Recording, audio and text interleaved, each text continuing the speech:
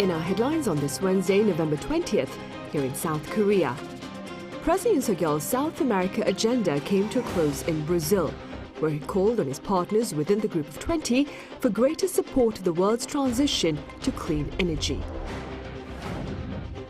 Meanwhile, hours after Russia lowered its bar on the use of nuclear weapons, Ukraine launches American-made longer-range missiles into Russian territory following green light from the US. And in the US, billionaire investor and veteran Wall Street corporate leader Howard Lutnick has been named Commerce Secretary for the incoming Trump administration. President Yoon Suk-yeol has reaffirmed his commitment to supporting the world's transition to clean energy and contributing to a net zero future.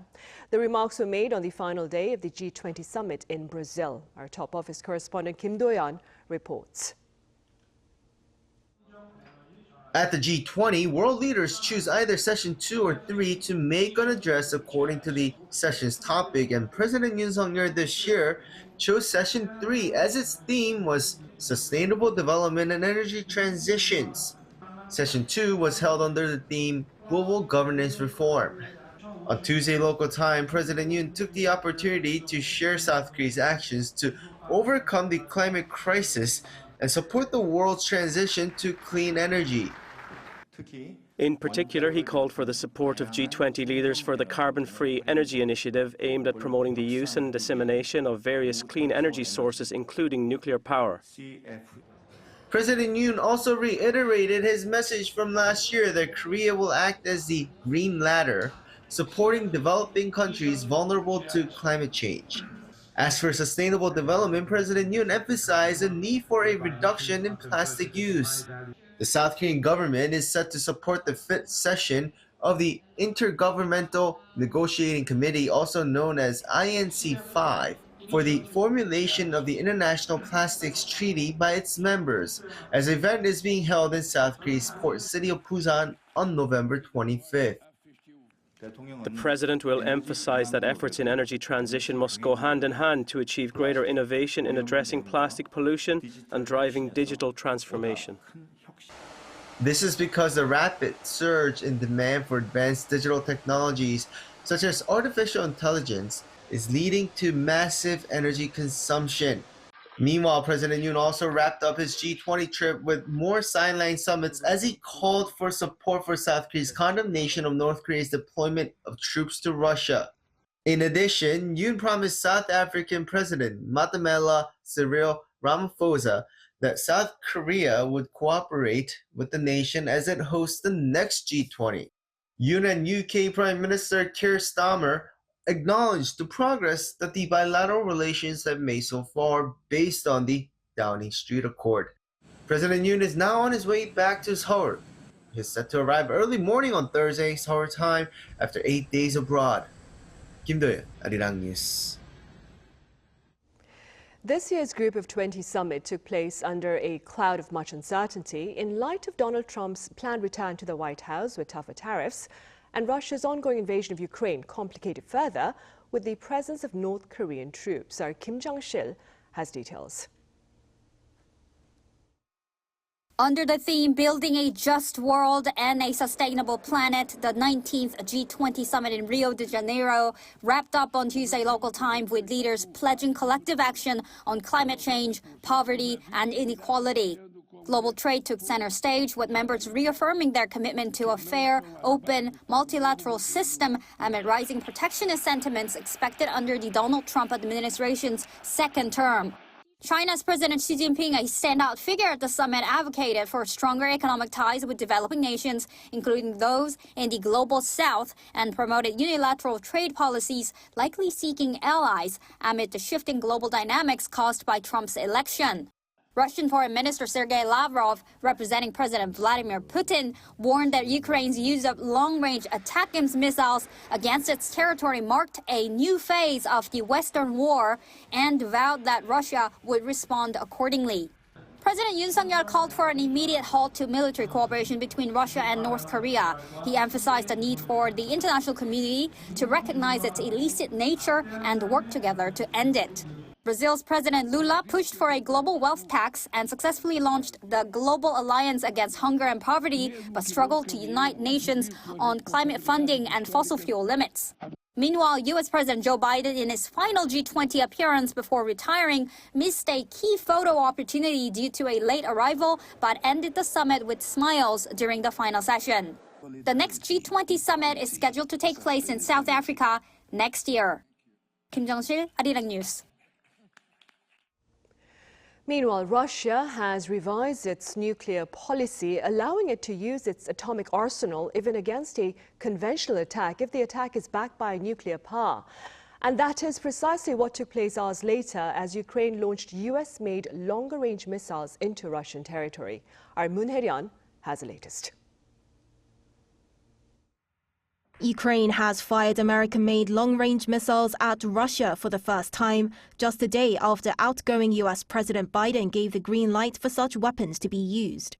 On Tuesday, the Russian Defense Ministry stated that Kyiv used 6 ATACMS, which stands for Army Tactical Missile System, against a military facility in the Bryansk region which borders Ukraine. They claim to have intercepted 5 and damaged the 6th. Ukraine, however, said the attack was successful and struck an arms depot around 70 miles inside Russian territory.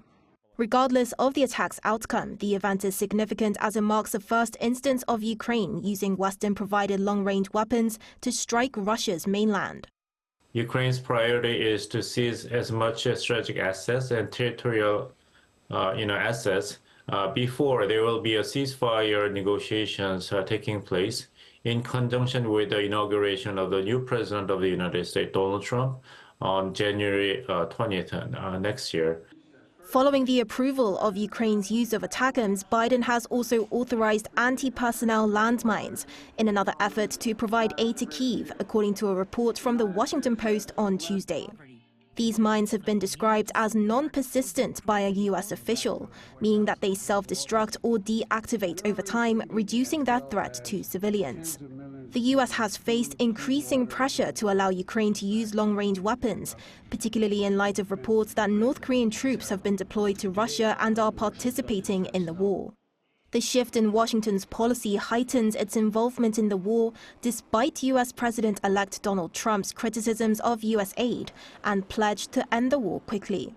This comes after Russian President Vladimir Putin signed a new nuclear doctrine that expands the conditions under which it can use nuclear weapons.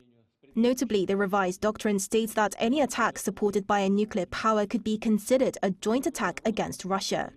It also lowers the threshold for the use of nuclear weapons to respond to attacks that pose a threat to Moscow or its allies. Russia has consistently maintained that any missile attack by a NATO member on its territory would constitute direct involvement in the conflict, and Putin's new doctrine creates a justification for a potential nuclear response. In response, Washington remarked that this latest move came as no surprise and criticized what it called irresponsible rhetoric from Russia. While Ukraine had initially been expected to attack the Kursk region where North Korean troops are reportedly deployed, experts say that this limited attack in a single location rather than Kursk could be a test to gauge Russia's reaction. With this latest attack from Kyiv, tensions are expected to escalate. Moon Hye-ryun, Arirang News. In related news, North Korean soldiers assigned to Russia's airborne and marine units have partaken in active combat against Ukraine. Now, this information was shared by South Korea's National Intelligence Service on this Wednesday during its briefing to the Parliamentary Intelligence Committee. The agency also confirmed that Pyongyang had additionally exported howitzers and multiple rocket launchers to Moscow. Regarding North Korean Foreign Minister Choi Sun-il's trip to Russia earlier this month, the agency said it believed Choi had engaged in sensitive discussions with Russian President Vladimir Putin and that North Korean leader Kim Jong-un might make another visit to Russia following his trip there last year. The commander of U.S. Indo-Pacific Command, Samuel Paparo, believes North Korea has yet to secure atmospheric re-entry capability, a key technology for the use of intercontinental ballistic missiles. Now, Admiral Paparo's remarks came on Tuesday during a forum hosted by the Brookings Institution in Washington, D.C. For North Korea to threaten the U.S. with an ICBM, the regime reportedly needs to secure a sufficient range, along with re-entry technology, both of which have allegedly not been developed yet. However, the Admiral points out North Korea's military cooperation with Russia may allow the regime access to critical technology to further advance its weapons capabilities, including submarine and missile propulsion technology.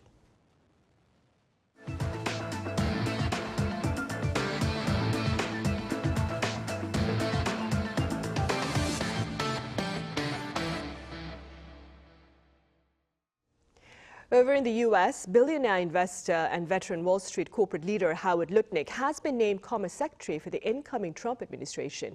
Our Lee Jae reports. Higher tariffs and tighter trade policies are expected under the second Donald Trump administration come next January. With a lot of attention on who's going to help the U.S. president-elect lead the agenda, Trump on Tuesday tapped Cantor Fitzgerald CEO Howard Lutnick as his Commerce Secretary. Trump issued a statement saying Lutnick will lead the new administration's tariff and trade agenda, with additional direct responsibility for the Office of the United States Trade Representative. He added that as the co-chair of the Trump-Vance transition team, Lutnick has created the most sophisticated process and system to help create the upcoming administration. Lutnick has an extensive career on Wall Street, having joined the American financial services firm Cantor Fitzgerald in 1983, and quickly becoming the company's president at the young age of 29. However, on September 11, 2001, when terrorists attacked the World Trade Center, the firm lost 658 of its 960 New York-based employees. Lutnick is on the board of directors of the National September 11 Memorial and Museum and has long built his company to honor those lost in the tragedy and support their families. Next on the agenda for President-elect Trump is choosing his nomination for the Treasury Secretary. Trump is set to meet two key figures running for the position at Mar-a-Lago this week. Kevin Warsh, formerly the youngest person appointed to the Federal Reserve Board of Governors, and Mark Rowan, the CEO and co-founder of private equity giant Apollo, will meet Trump for an interview. Reports say that Trump's transition team is demanding the candidates promise to focus on the campaign promise of raising tariffs. The Secretary of the Treasury will be another key position under the incoming Trump administration, as they play a key role in designing U.S. economic policies such as trade, taxes, and banking regulations. Lee Jae, Arirang News. In other news, an International Monetary Fund consultation team claims South Korea has shown remarkable resilience against global challenges and commends policies aimed at reinvigorating growth, that is, as well as bolstering strength amid existing uncertainties. According to the Finance Ministry here, the comments were shared during the regular bilateral discussions that began on November 7th for roughly 2 weeks, that also include economic data collection. The IMF mission team forecasts that the Korean economy would expand 2% next year and that inflation would hover around the target of 2% for the time being. The team also called for greater efforts to deal with the shrinking workforce amid Korea's rapidly aging population. Producer prices dropped in October, retreating for the third month in a row. According to the Bank of Korea on this Wednesday, prices were pushed lower by a substantial decline in agricultural product prices, which plunged over 10% on month. The overall producer price index fell 0.1% from September's 119.16. On year, October's index is up 1% given the higher global oil prices. A conference aimed at aligning global efforts in the management of human resources and public services took place here in Seoul as regional countries look to South Korea for its related strategy. Our political correspondent Shin Ha-young has more. The administrative environment is becoming more complex, partially due to rising retirement rates in the public workforce sector amid aging populations. While this creates opportunities to bring in new talent, it also poses a recruitment challenge for governments to make public service attractive. That's according to Yoon Blundell, head of the Public Management and Budgeting Division of the OECD, during the Asia Public Service Network Conference on Wednesday. Under the theme of the future of public service, managing people to transform government, the conference also featured an MPM-OECD joint study report. One of the key takeaways is that there are so many opportunities, so many things that governments can do beyond simply looking at salaries to improve the attraction and retention of their employees. And I think it's in a really exciting position to be able to do a whole range of things that change the way that public servants work and that make them want to work longer and harder for their administration. Regarding the attraction of top talent to the public service sector, Minister of Personal Management Yoon highlighted two key strengths of South Korea. South Korea's strengths lie in its fair and transparent recruitment system and performance-based personnel management. By offering various incentives, we aim to help public officials find satisfaction in their work, grow their expertise, and enhance national competitiveness and government productivity. The Asia Public Service Network was launched by South Korea in the OECD last year as a cooperative mechanism to align efforts in human resources management and has since shared Seoul's best practices with other countries. South Korea and the OECD have been working together to share South Korea's best practices, including its digital human resources management system, with other countries. Starting next year, the National University of Mongolia will introduce a course on Korea's personnel administration. Vietnam, Cambodia, and Mongolia are also interested in benchmarking Korea's recruitment and training systems, and we are supporting these efforts, further expanding international cooperation. Celebrating its 10th anniversary this year, the Ministry of Personnel Management says it aims to bring real changes in the civil service that the public can truly experience. 신하영, Arirang News. Elon Musk's space company, SpaceX's latest test launch of its Starship spacecraft took place in Texas on Tuesday, local time. The Starship, designed for Moon and Mars explorations, underwent its sixth test flight, which was unmanned. The event was broadcast live online with US President-elect Donald Trump on site. While the previous 4 test flights saw significant failures, the 5th test flight on October 13th ended with the dramatic catch of the booster upon its return to land. Up next, we share with you the sounds of a special Korean orchestra aimed at addressing social perceptions against the disabled. Our Park Gonu was there. A melody of inclusion that breaks down barriers.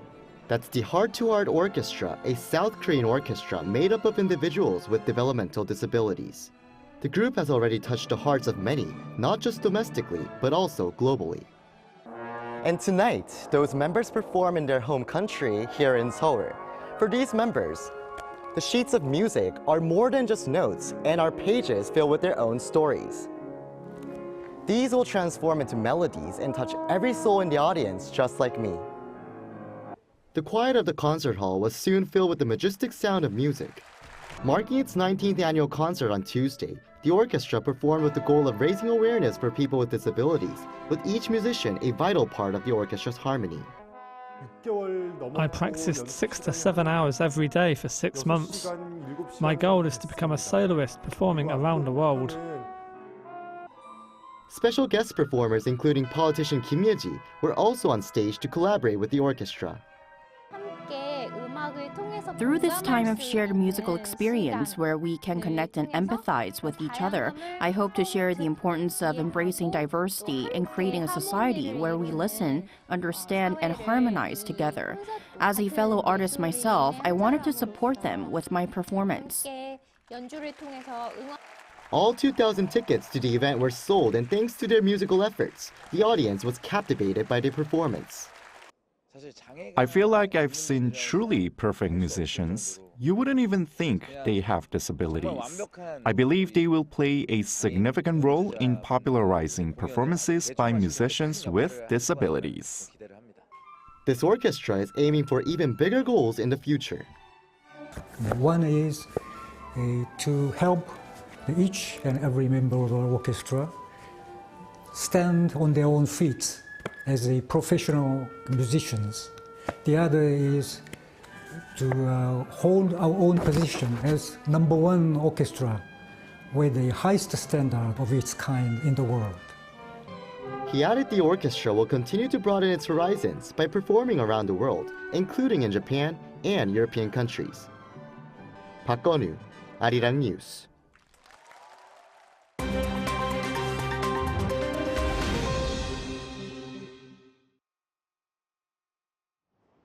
This is The World Now, bringing you the latest stories from around the globe. In Hong Kong, 45 pro-democracy activists and lawmakers have each been sentenced to between 4 and 10 years in prison for conspiracy to commit subversion under the Beijing-imposed national security law. Hong Kong's High Court on Tuesday carried out the sentencing for the 45 activists who were arrested and charged with subversion in 2021 for organizing an unofficial poll to select the best candidates in a 2020 legislative election. Prosecutors said the group's unofficial primary election in 2020 was an attempt to paralyze the Hong Kong government and force the city's leader to resign. Former legal scholar Benny Tai, who was largely seen as the mastermind of the unofficial primary, received the longest sentence of 10 years. Now, the UN's Human Rights Office on Tuesday condemned China's use of national security law to criminalize democratic activities such as freedom of expression, peaceful assembly, and association, which are protected under international human rights law. Now to China's Hunan province, where on Tuesday morning a sports utility vehicle plowed into school children and pedestrians outside an elementary school. Chinese police have not yet provided a number of those hurt, but the state-run media channel CCTV reported that many were injured, while saying none have sustained life-threatening injuries. Police said they have arrested a 39-year-old male over the incident and that an investigation is underway. According to CCTV, students were arriving for classes at Yong'an Elementary School in the city of Changde at around 8 a.m. when a white SUV drove into the groups of pedestrians and school children outside the school. Footage shows the elementary school children screaming and running in chaos, while shouts for help can be heard in the background. Now, Tuesday morning's incident comes only just over a week after a driver plowed into a crowd at a sports center in Zhuhai City, killing 35 and severely injuring 43. In New Zealand, tens of thousands of people gathered outside Parliament on Tuesday to protest against a bill that the opposition says will dilute the rights of the indigenous Maori people.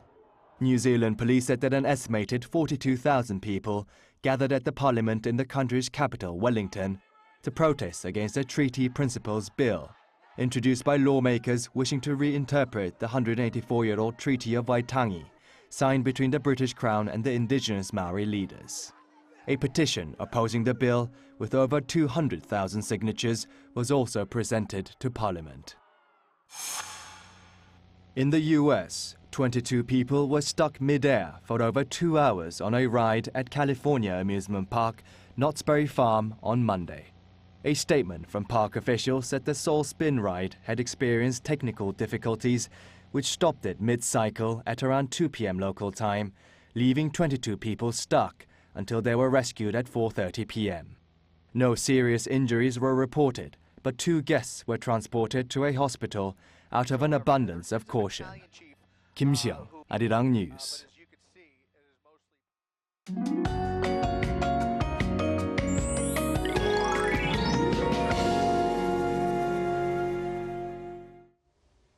Tomorrow, most areas are forecast to see single figures for the morning. Temperatures will feel colder than the actual readings, so make sure to bundle up extra warm when you go out. Highs will soar up to 14 degrees Celsius in Seoul during the daytime, which will be a tad warmer than today. Due to smoke from overseas, Incheon and southern parts of Gyeonggi-do province will see poor air quality tonight. The concentration of ultrafine dust will soar in these areas too. In the meantime, from tonight, more rain will begin in the Seoul metropolitan area, western parts of Gangwon-do province, and northern parts of the Chungcheong-do provinces. This rain will stop tomorrow morning. Morning temperatures will be 4 degrees in Daegu and Gyeongju, Daejeon and Gwangju 5 degrees. Daily highs will move up to 15 in Daejeon, Gwangju and Daegu, Chuncheon 13 degrees. On Saturday, rain or snow is expected in eastern parts of Gangwon-do province. That's all for Korea. Here are the weather conditions around the world.